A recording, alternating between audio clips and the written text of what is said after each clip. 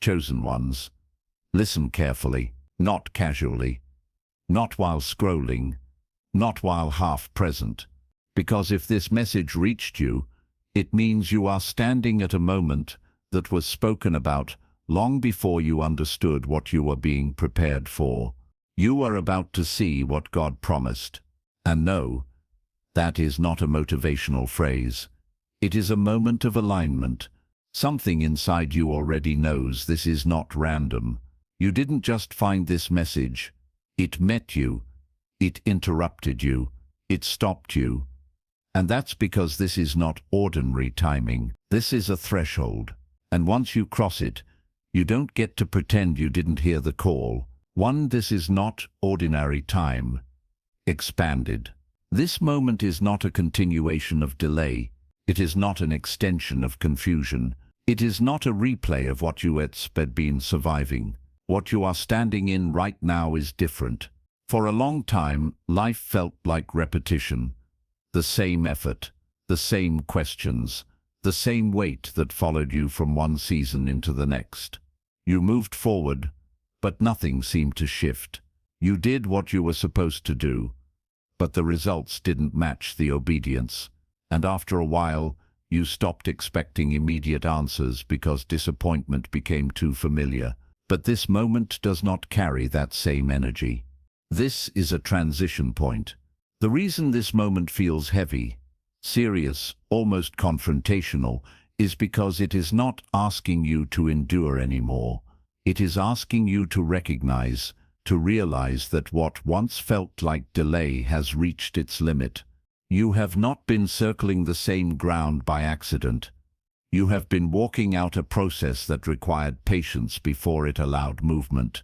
You've been asking for clarity without making noise about it. You didn't announce your prayers. You didn't broadcast your struggle.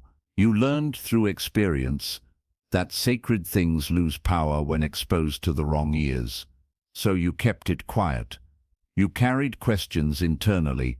You spoke to God privately. You processed in silence. Not because you were weak, but because you were becoming discerning. You stopped explaining yourself because every explanation cost you energy. You realized that most people don't listen to understand, they listen to respond, to judge, or to minimize what they cannot relate to. So you withdrew, not in bitterness but in wisdom. You learned that not everyone deserves access to your inner life. And even when it looked like nothing was happening, you still asked. You asked through discipline when no one noticed, when no one rewarded consistency, when no one acknowledged the days you showed up anyway. You did what needed to be done even when motivation disappeared. That discipline wasn't wasted.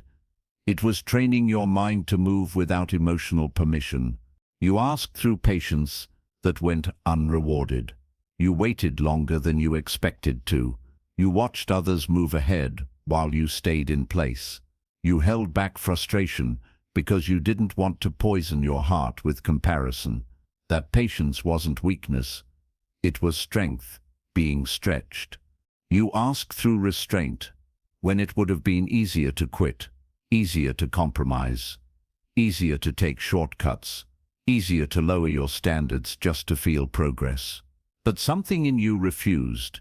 Even when you didn't fully understand why, you knew certain doors weren't for you. That restraint protected you from outcomes you weren't meant to carry. And now comes the correction you need to hear clearly. Without distortion, nothing was wasted. Not the waiting that tested your endurance, not the silence that forced you to listen inward, not the moments you questioned whether you misunderstood the promise or imagined the calling. Nothing was wasted. Every quiet decision shaped your capacity. Every unseen sacrifice strengthened your foundation. Every delay refined your discernment. You were not delayed because you were unworthy. You were not held back because you failed. You were being prepared. Prepared to carry more without losing yourself. Prepared to move without needing validation. Prepared to receive what you asked for without being destroyed by it. This is why this moment feels different. Because preparation has a limit. And when that limit is reached, Endurance turns into movement. This is not ordinary time anymore. This is the point where what you survived begins to make sense. 2. Why the wait lasted longer than you expected expanded. The hardest part of waiting was not the time. It was the silence. You could handle effort. You could handle discipline. You could even handle struggle. What drained you was not knowing why nothing was changing when you were doing everything right. You followed the rules. You stayed consistent. You didn't abandon your values. Yet life felt unmoved. That sets the part no one prepares you for. Because most people are taught that obedience produces immediate results. That if you do the right thing long enough, something will shift quickly. But that belief only holds in shallow seasons. Deep purpose follows a different pattern. Preparation always takes longer than anticipation, and the reason is simple. Anticipation is emotional, but preparation is structural. God was not adjusting your circumstances. He was adjusting you. What you asked for required a version of you that didn't exist yet. Not more talent, not more desire, more capacity. Capacity to hold pressure without collapsing. Capacity to remain grounded when attention increases. Capacity to stay disciplined when comfort becomes available. That kind of capacity cannot be rushed. This is why progress felt slow, because visible progress is often the last thing to show up. Before anything moves externally, something has to be rebuilt internally. Think about what actually changed during the wait. Your tolerance for nonsense dropped. Your patience sharpened. Your discernment improved. Your appetite for shortcuts disappeared. Those changes didn't feel like progress. They felt like loss. Loss of energy for things that used to excite you. Loss of interest in conversations that once felt important. Loss of tolerance for environments that no longer matched who you were becoming. But that loss was intentional. God was separating you from versions of life that could not go forward with you. If the wait had been shorter, you would have arrived too early. Early enough to misinterpret success. Early enough to attach your identity to outcomes instead of alignment. Early enough to confuse momentum with purpose. So the delay protected you. It slowed you down long enough for your motivations to be purified. Long enough for your ego to be confronted. Long enough for your dependence on approval to be dismantled. That's why certain doors didn't just close. They disappeared. That's why certain people didn't just leave. They lost relevance. That's why certain desires faded without explanation. It wasn't start punishment. It was precision.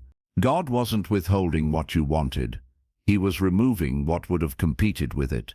And yes, there were moments you questioned yourself, moments you wondered if you were being too patient, too disciplined, too restrained, moments you considered doing what everyone else was doing just to feel movement again. But something in you refused. That refusal wasn't set stubbornness. It was alignment forming. You were learning how to stand without reinforcement, how to trust direction without applause, how to keep moving when nothing confirmed you were right. That skill matters now, because what you are about to step into does not come with constant reassurance. It comes with responsibility. This is why the wait lasted longer than you expected. Not because God ignored you, not because the promise changed, but because timing responds to readiness. And readiness is not how badly you want it. Readiness is how well you can carry it. 3. The hidden work that was shaping you expanded. While you were questioning the timing, something else was happening beneath the surface. You didn't see it, because it wasn't loud. It didn't announce itself. It didn't come with visible rewards or public confirmation. In fact, most of the time it felt like nothing at all was happening. But that's because the most important work was not external, it was internal. And God was not trying to move your life forward yet. He was trying to stabilize you, because moving forward without stability would have cost you everything you were asking for. So he worked quietly. He began removing distractions that once felt essential. Things that used to consume your attention started losing their grip on you. You didn't force yourself to let go. You simply outgrew them, and at first, that felt like emptiness, like boredom, like loss. But it wasn't that emptiness, it was space being created.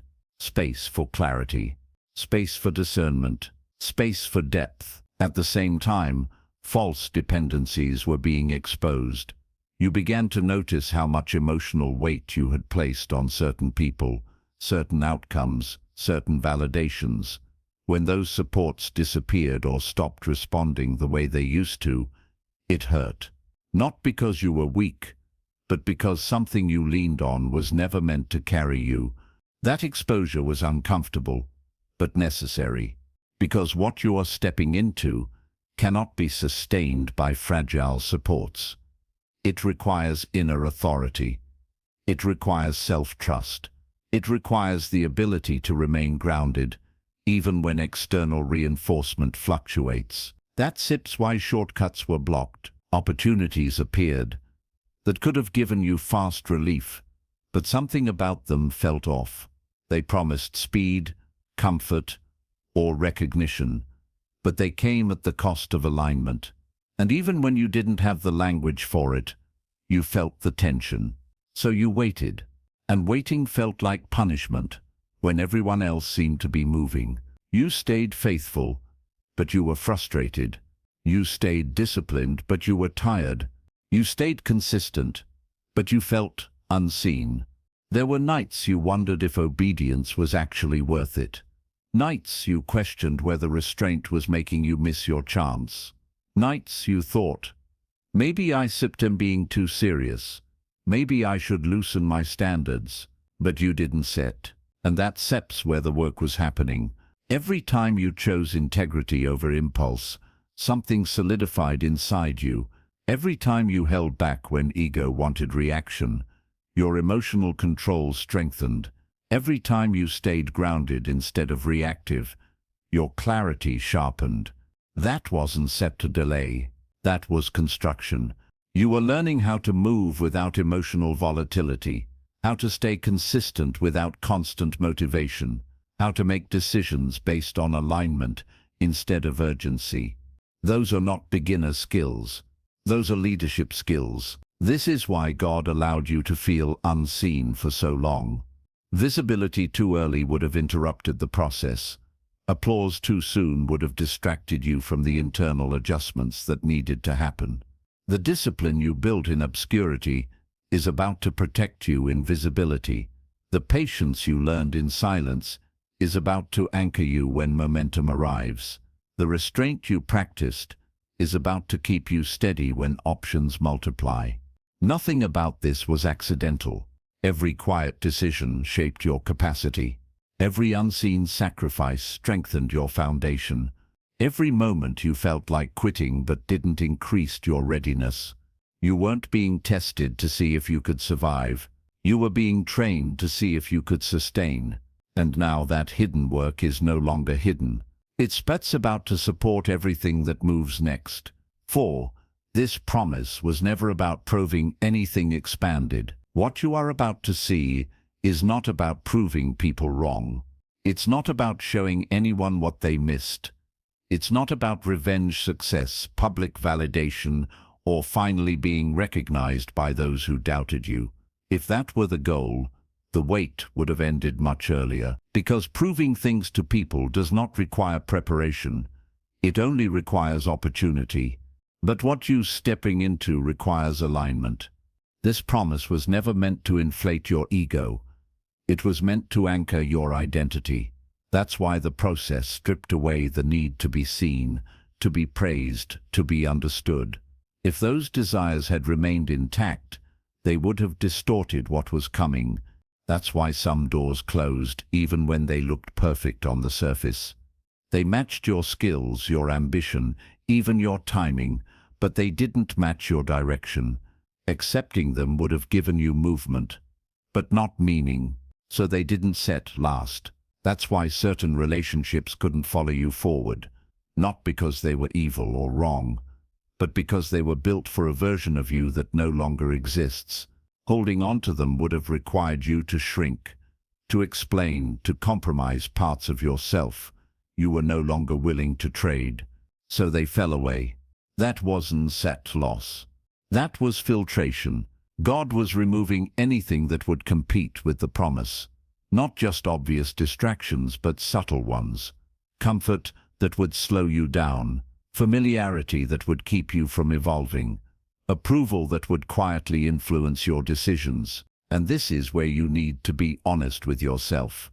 You've already outgrown some habits you're still entertaining out of familiarity, not because they're destroying you, but because they're no longer building you. You've already outgrown some ways of thinking that once kept you safe, but now keep you small. You feel it. You feel the internal resistance when you try to go backward, the restlessness when you settle for less, the discomfort when you stay where you no longer belong. That discomfort is not confusion. It's Bet's alignment demanding movement. This is the moment God spoke about, because this is the moment preparation turns into responsibility. Responsibility to choose what matches who you've become, not what feels familiar. Alignment is not passive. Alignment is decisive. It requires you to stop negotiating with things you already know are temporary. It requires you to stop revisiting old versions of yourself for comfort. It requires you to accept that growth will cost you certain attachments, and that cost is not punishment, it's exchange. You are not losing anything essential. You are shedding what cannot go forward with you. And the reason this part feels confronting is because ego resists alignment. Ego wants proof. Ego wants recognition. Ego wants to be seen winning, but alignment wants truth. Truth about what no longer fits. Truth about what must be released. Truth about who you are becoming. And once that truth is accepted, movement becomes natural. You stop forcing doors. You stop chasing outcomes. You stop explaining yourself. You move with clarity instead of urgency. This is why the promise is near now. Not because you finally convinced God, but because you finally stopped trying to convince everyone else. And when validation is no longer driving you, direction becomes clear. 5. The cost of hesitation expanded. Every major shift comes with one final temptation. Not temptation to quit. Not temptation to rebel. The temptation to delay. To wait until things feel clearer. To wait until confidence feels stronger. To wait until the timing feels safer. And this is where many people quietly lose momentum. Not because they disobeyed, but because they hesitated too long after clarity had already arrived.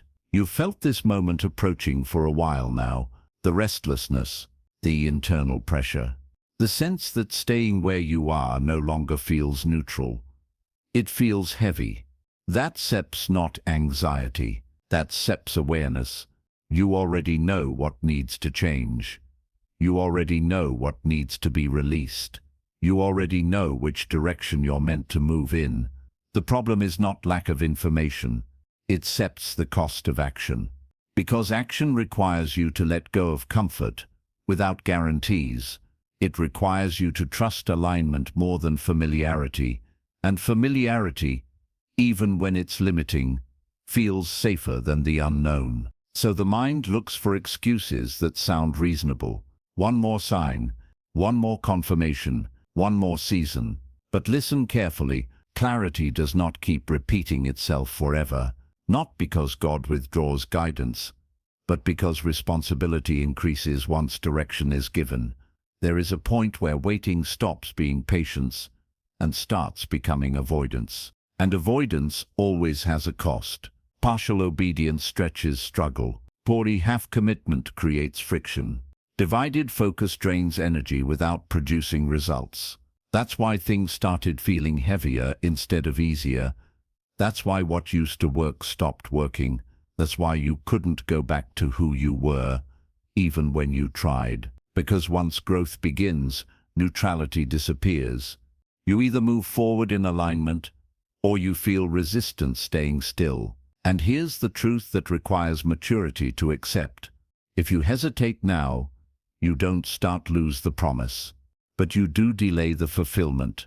God does not revoke what he spoke, but timing responds to readiness. And readiness is revealed through movement. Think about everything you endured to reach this point. The emotional pressure, the isolation, the restraint, the discipline without applause. You didn't survive all of that just to stall at the door. This is not the moment for scattered energy. This is not the moment for divided focus. This is not the moment to keep one foot in the past just in case. Because alignment requires full presence. You can't step into the next season while negotiating with the previous one. You can't receive what's ahead while clinging to what already expired. That internal tension you feel right now is not confusion. It sits the cost of standing at a decision point. And here's the uncomfortable truth. The longer you delay, the louder life has to get to move you. Not because God is harsh, but because growth resists stagnation. So this moment matters.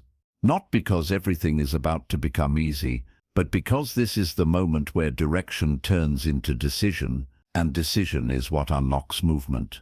6. Movement always follows faith. Expanded. This is where things begin to shift from tension to trust. Because the truth is, faith was never meant to make you feel stuck. It was meant to move you. But faith does not operate the way the mind wants it to. The mind wants certainty first, then action. Faith asks for action first, and clarity follows. That's why so many turning points in history didn't make sense at the moment they happened. The step was taken before the path was visible. The stone was released before the giant fell. The door opened before the chains came off. Movement always came first.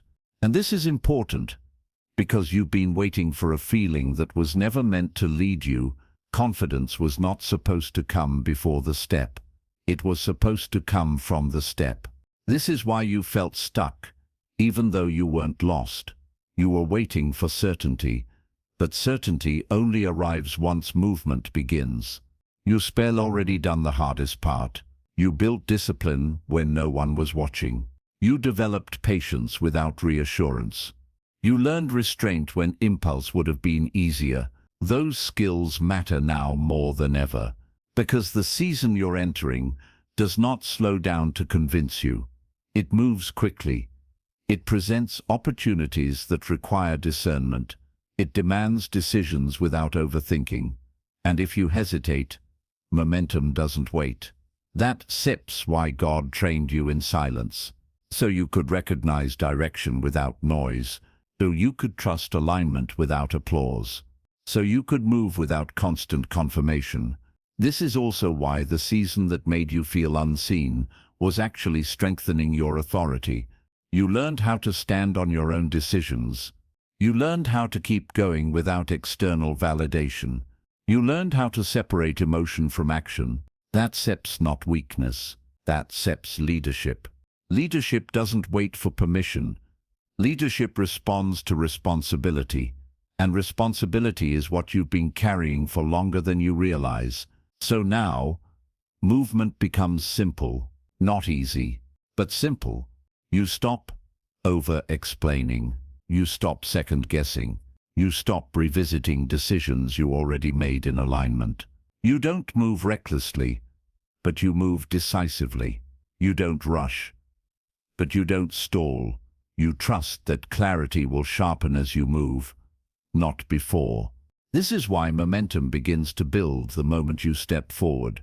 Not because everything aligns instantly, but because resistance fades when direction is honored. The fear you thought would overwhelm you quiets. The doubt you thought would stop you loses power. The confusion you carried dissolves into focus. Because faith doesn't eliminate uncertainty. It teaches you how to move despite it. And now, you start ready to move. 7. Activation. Step into alignment expanded. This is where everything you've heard stops being theory. Because alignment is not something you feel forever before you act. Alignment is something you confirm through movement. You already know what staying where you are costs you.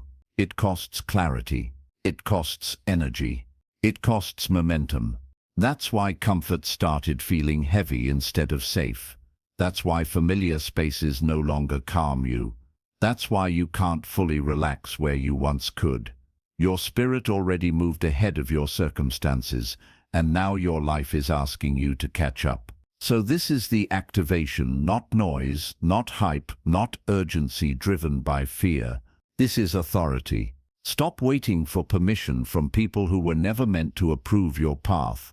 Most of them only understand results after they happen. Waiting for their validation only delays your movement. Stop explaining yourself to people who don't listen for truth. Explanations drain energy that alignment requires. You don't owe clarity to those who benefit from your hesitation. Stop revisiting doors that already closed. Not every closed door is rejection. Some are protection. Some are mercy. Some are God saying you don't belong there anymore. What was promised is not behind you. It is not in the past you keep analyzing. It is not in the version of you that survived. It is in front of you, and it responds to movement. You don't need to rush. Rushing comes from fear, but you do need to move. Movement comes from trust. Move with intention. Do fewer things, but do them fully. Move with discipline. Consistency matters more than bursts of effort. Move with clarity. Stop entertaining what no longer fits. Say no where you used to hesitate. Say yes where fear used to lead. Commit where you used to test the waters. This is not the season to keep one foot in the old life, just in case. Alignment requires presence. Half steps create instability. Full steps create grounding. You were never meant to stay small enough to be understood by everyone. That was never the assignment. You were meant to be aligned enough to be steady when things accelerate. And they will accelerate, quietly at first, then unmistakably. So if something in you feels steady right now, not emotional, not overwhelmed, just clear, pay attention. That's not excitement. That's readiness. The promise doesn't arrive to change who you are. It arrives because of who you expect to become. This is the moment God spoke about. Not because everything is easy now, not because the path is perfectly visible, but because you are ready now, and readiness changes everything. Take a breath right here, not because this is the end, but because this is the point where everything you've heard becomes personal. You didn't imagine this moment. You didn't misread the signs, and you didn't endure everything you endured, just to stand still now. What you are sensing is real. The clarity, the seriousness, the quiet confidence replacing doubt. That is alignment. This message didn't come to entertain you. It came to confirm you, to remind you that the promise didn't disappear during the silence. It was being protected until you were ready to carry it. You are not late. You are not behind. You are not forgotten. You are positioned. So move forward, without rushing, but without hesitation. Let go without bitterness. Step ahead without needing everyone to understand.